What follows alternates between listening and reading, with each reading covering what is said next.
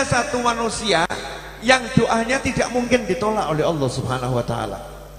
Walaupun manusia ini melakukan hal yang paling dibenci oleh Allah Ta'ala. Apa itu? Menyekutukan Allah, gak mau iman sama Allah, kafir, gak mau masuk Islam, gak mau mengucapkan 2 kalimat syahadat, gak iman sama Allah. Tapi kalau dia doa, diterima oleh Allah Subhanahu wa Ta'ala. Kalau doanya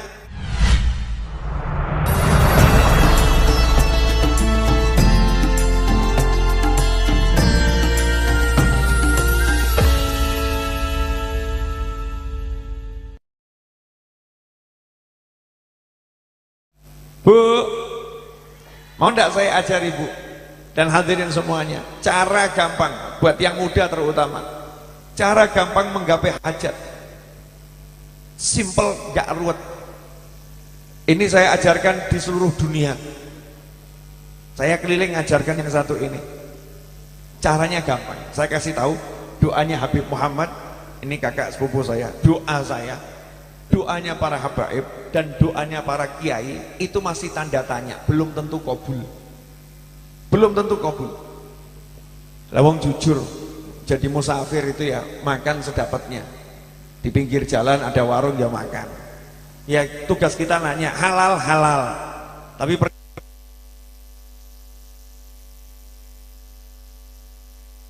perkara kecampuran yang haram kan nggak tahu ya.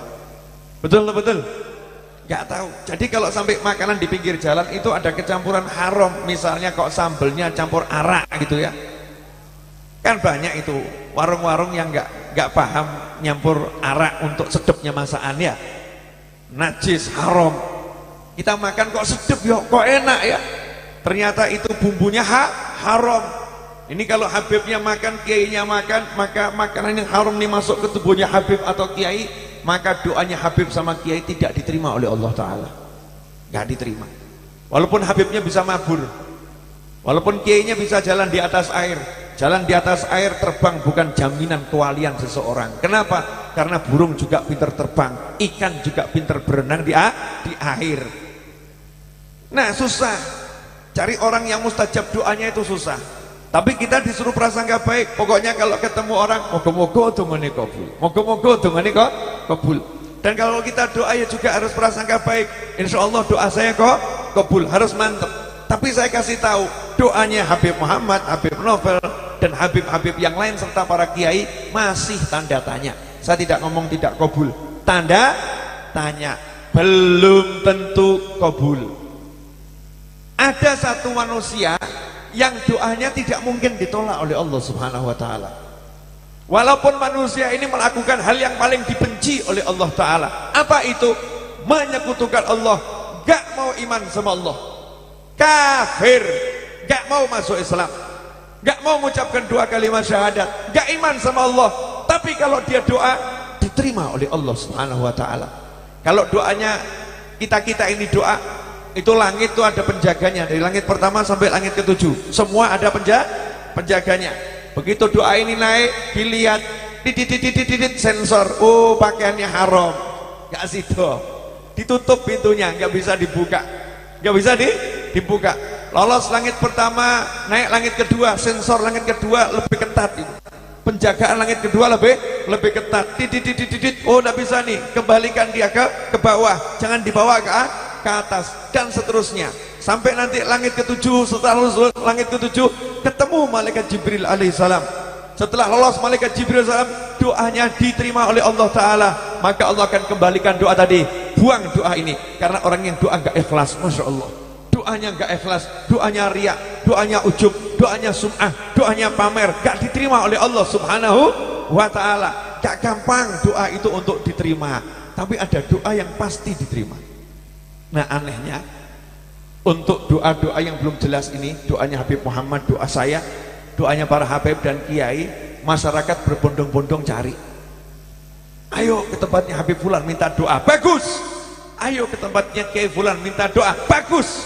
Ayo ke tempatnya Syekh Fulan minta doa, bagus. Ayo ke tempatnya ulama Fulan minta doa, bagus. Berbondong-bondong berjuang minta doa. Tapi sayang, ada doa yang pasti diterima. Tidak pakai kata mungkin, pasti diterima. Justru kita nggak minta. dan tidak perlu pergi jauh-jauh, tidak perlu pergi keluar kota, tidak perlu modal banyak-banyak. Doanya siapa? Doa walidain, doanya ayah dan ibu, doanya orang tua, doanya ayah jenengan ayah saya, doanya bapak jenengan bapak saya, doanya ibu jenengan ibu saya, doanya ayah dan ibu kita itu sampai ke langit pertama, langsung malaikat yang jaga langit mengatakan bukakan pintu, karena ini orang tua lagi doakan anaknya, ini doa bapak untuk anaknya. Lanjut langit kedua langsung mengatakan bukakan pintu, sampai langit ketujuh malaikat Jibril berkata serahkan ke Allah. Allah pun menjawab qabiltu, aku terima doanya. Doanya orang tua. Pertanyaan saya, biasanya kita kalau minta doa sama orang tua semangat atau biasa-biasa saja? Biasa. Begitu ketemu Habib Muhammad, Beb, doa Beb. Ketemu Habib Novel, Beb, panggil pun doa Beb. Ketemu Kiai Fulan, Yai, doa Yai. Ketemu orang tuanya, no comment. Gak minta doa, gak minta doa. Nah itulah mahjub, tertutup, gak bisa lihat kalau orang tuanya ini doanya luar biasa. Kenapa? Lihat keseharian orang tuanya. Ibuku sholatnya gak genah, bapakku sholatnya gak genah, ibuku gak pernah pengajian, ibuku hobinya ghibah, namimah, gunjing, ngadu domba, ibuku gak baik, ibuku gak benar. Kiai orang baik, Habib orang baik. Jadi doa kiai lebih hebat daripada doa ibuku, doa Habib lebih hebat daripada doa bapakku. Dia remehkan, dia sepelekan, dia tidak anggap orang tuanya. Dia berangkat ke rumah kiai, ke rumah Habib dengan hati yang merendahkan orang. Yang seperti ini anak yang durhaka, naudzubillah min dzalik. Gak kroso, itu namanya durhaka akhir zaman.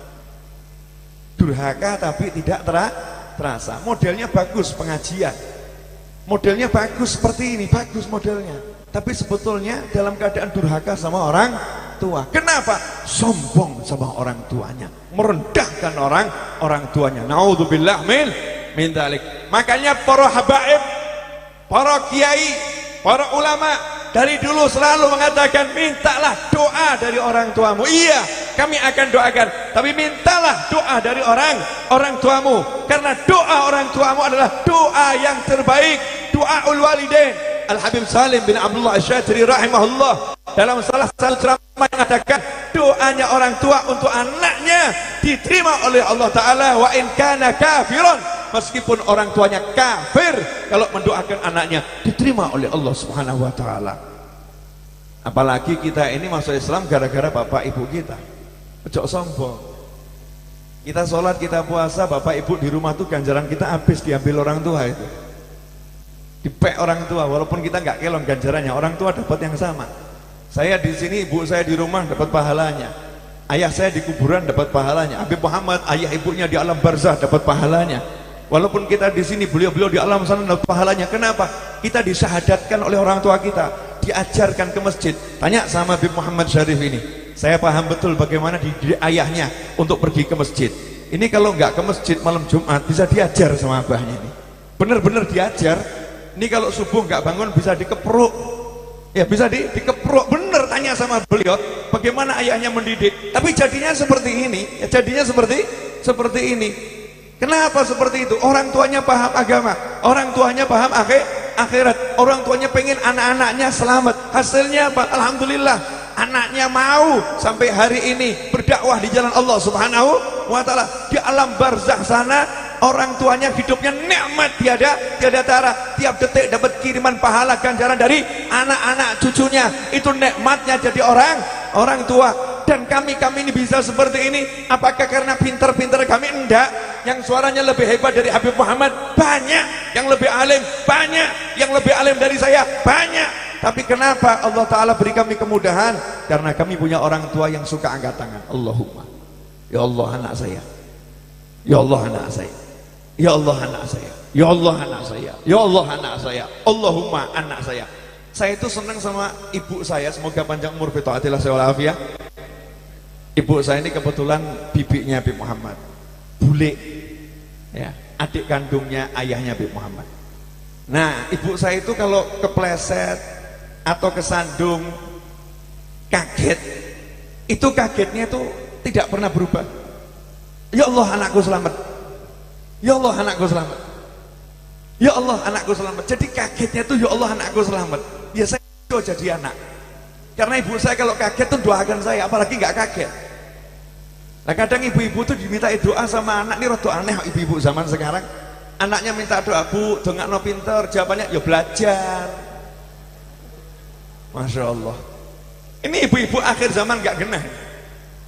Ibu-ibu terpapar penyakit, ya tadi bergantung pada makhluk. Mestinya tuh jangan ya belajar, jangan. Insya Allah awakmu pinter dunia akhirat nak, sukses nak, doa ke dulu begitu, terus terakhir baru belajar. Nah itu terakhir, jangan dipatahkan anak, yo belajar nak, gak belajar gak iso pinter. Masya Allah. Jadi ibu yang mendoakan anak sendiri untuk anaknya goblok gak pinter. Tapi katakan sama manusia semuanya, anakku walaupun tidak belajar akan pinter. Kenapa? Ada doaku, seorang ibu, seorang ayah. Kadang itu anaknya minta doa, bu saya ini punya duit, utang banyak sama orang, kerjaan gak bisa menghasilkan, doakan ya bu, doakan ayah dapat rezeki berlimpah. Itu tambah ibu yang jawab, nah akhir zaman golek duit ki angel nak, makanya aja utang-utang. Nah segini kan awakmu ngumet, ibu sumpek. Masya Allah, tinggal doakan saja.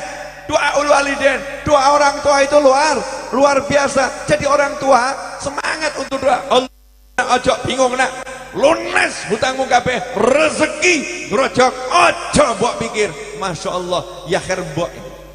Ini ibu yang luar gak kaget mikir. Memang orang tua itu gak boleh mikir, karena doa itu adalah zikir. Doa itu minta sama Allah Ta'ala, bukan mengandalkan usaha, mengandalkan kekuatan Allah Subhanahu wa Ta'ala. Minta pertolongan Allah yang turun, bukan usaha kita yang berhasil, bukan upaya kita yang menghasilkan, tapi murni minta agar Allah tunjukkan kuasanya, Allah tunjukkan kemurahannya, Allah tunjukkan kedermawanannya. Nah doa orang tua tiada taranya. Pertanyaan saya, boleh ya? Jujur, anak zaman sekarang ini kalau keluar pamit atau bludas-bludus?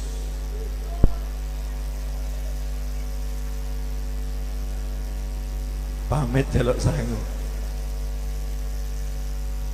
Bu, ibu, anak zaman sekarang, saya ngomong anak itu bukan anak SD, bukan ya pula. Jenengan kalau bilang anak kan mesti mikirnya anak SD. Anak SD wajar pamit minta duit. Ya, ini yang saya omongkan, anaknya sudah kuliah, anaknya sudah punya istri, sudah punya pasangan hidup. Itu kalau keluar dari rumah itu mau pergi itu pamit sama orang tuanya atau asal pergi saja?